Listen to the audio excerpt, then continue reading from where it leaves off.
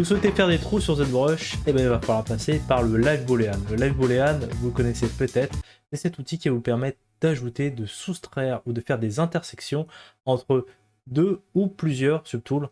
Vous allez voir, c'est vraiment magique, c'est vraiment simple, vous avez une prévisualisation. Donc vraiment, on part pas à l'aveuglette, on va pouvoir faire des choses très précises. Et j'ai trouvé un super exemple pour montrer toute la puissance de l'outil. On va voir avec un fromage, je vous en dis pas plus.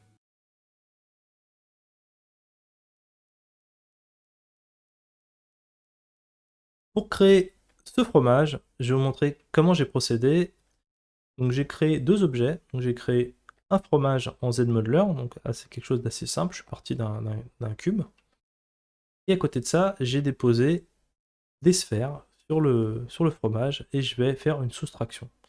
Pour vous expliquer comment j'ai procédé, vous allez voir, c'est très simple. Je me suis mis sur ma part de fromage. Donc je vais dans les brosses, je vais faire I et je vais sur les premières IMM primitives et je vais sélectionner une sphère. Par défaut, si je glisse une sphère, qu'est-ce qui va se passer? Il va me la mettre au contact de l'objet, mais pas dedans. Donc ça voudrait dire qu'à chaque fois que je crée un objet, il va falloir que je le bouge. Alors c'est possible, mais c'est vrai que si vous faites beaucoup de fois la sphère, beaucoup d'insert mesh, bah, ça va être un peu long. Donc je vous montre une autre technique. On reste sur la sphère, et ce qu'on va faire, c'est on va dans Brush, et on va dans Depth ici. C'est la profondeur, et on va aller descendre en lui disant, voilà, dès que je crée une sphère, tu vas aller plus bas que le niveau du mesh cible. Et donc vous voyez, si je fais ça, tout de suite, voilà, j'ai quelque chose qui est rentré dans la matière. Alors là, peut-être un peu trop, à mon goût, voilà, quelque chose comme ça. Et voilà, tout de suite, on va pouvoir faire rapidement. Donc voilà, comment j'ai procédé. Donc j'ai fait, par exemple, comme ça. Ensuite, je démasque. Et donc, pour retirer, en fait, séparer le fromage des boules, parce que je vais avoir besoin de deux subtools, et je vais aller dans l'option ici, split, ou split. Donc je vais faire OK. Donc faut faire attention quand vous faites ça, c'est que vous ne pouvez pas retourner en arrière après. Donc quand vous avez ce petit message, attention, sauvegardez bien avant. J'ai mes boules qui sont réparties en subtools, et je vais les merger entre elles. Donc je veux vraiment avoir plus que deux paquets, mon subtool de boules et mon subtool de fromage. Donc je vais dans Merge, donc fusionner, faire Merge Down. Voilà. Normalement vous avez un petit warning, moi j'avais déjà mis OK. Voilà. Et donc là par exemple j'ai une autre paire de deux petites boules qui sont toutes seules. Je vais les remonter avec cet outil-là, qu'elles se retrouvent en dessous. Et je vais à nouveau Merge Down. Donc j'ai bien, voilà, les boules que j'ai créées et j'ai mon fromage. Je vais garder le paquet que j'ai fait, donc celui-là je vais le supprimer. Ouais, c'est comme ça que j'ai procédé.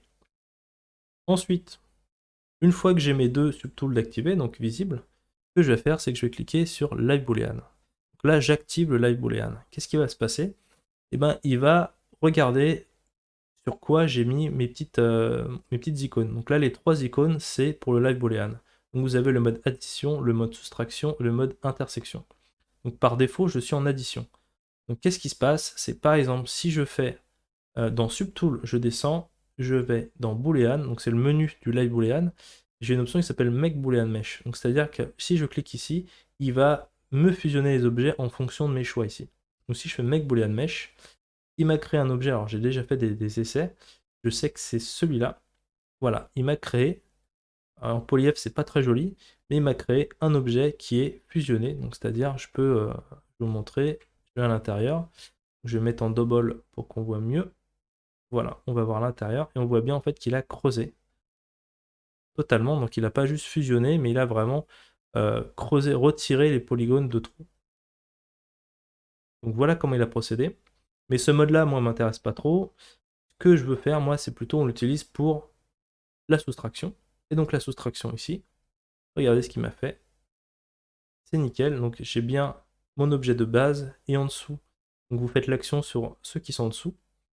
Donc là, j'ai mis en soustraction.